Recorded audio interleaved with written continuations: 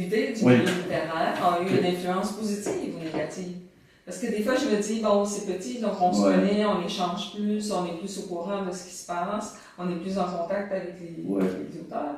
Mais des fois, ça peut être négatif aussi, tout le monde se connaît. Oui, ben les côtés négatifs, on les connaît, c'est-à-dire le manque de liberté, Oui, d'une certaine façon. Hein, on est conditionné par les rapports individuels, hein, c'est-à-dire qu'il n'y a rien qui échappe aux rapports individuels. Oui. On connaît tout le monde, on a des rapports individuels avec tous les gens dont on parle. Et ça limite justement sa liberté d'expression. Je pense que c'est réel, mais d'un autre côté, il ne faut pas non plus exagérer l'exiguïté de nos milieux. Oui. Hein? Parce que ce qu'on se rend compte, c'est que même dans des milieux, supposément, disons,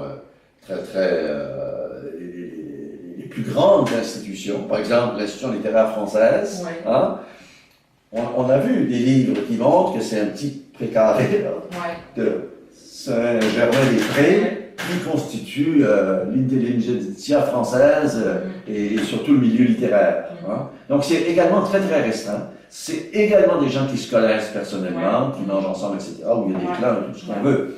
Donc, ils n'échappent pas nécessairement à ça non plus. Hein. Donc, il ne faut peut-être donc pas trop en mettre sur le dos de notre exiguïté à nous, c'est sûr qu'elle est très très prononcée.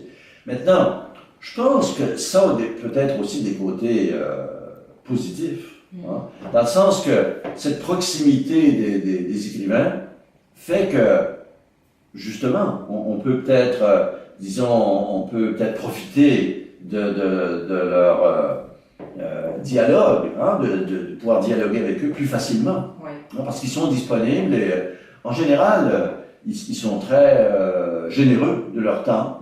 Hein, parce que donc, en faisant des conférences à différents endroits, il y a des étudiants, par exemple, qui ont travaillé sur des écrivains acadiens.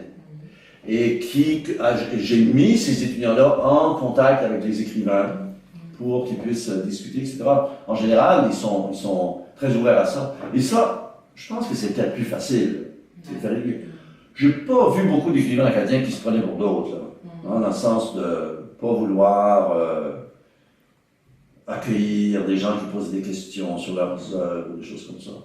Donc, dans ce sens-là, je pense que ça a du bon aussi, certainement.